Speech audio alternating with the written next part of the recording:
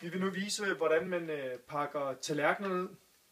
Først så starter vi med at bore bunden af kassen. Putter simpelthen krømmel ned i bunden af kassen.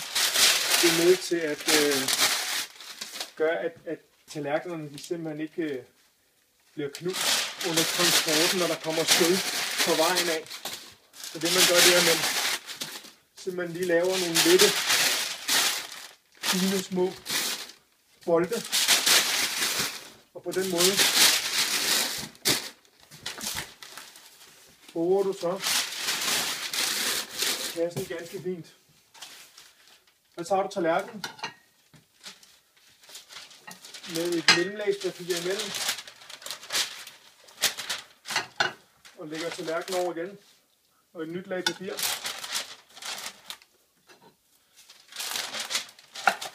Og så slutter vi af med at låse af, så vi laver et kryds. Der er det vigtigt, at man stiller tallerkenerne op, således at trykket, hvis der skulle være et tryk, er på kanten af tallerkenen, og på den måde kan den klare et større brud på slaget. Så det er den måde, man pakker tallerkenerne på.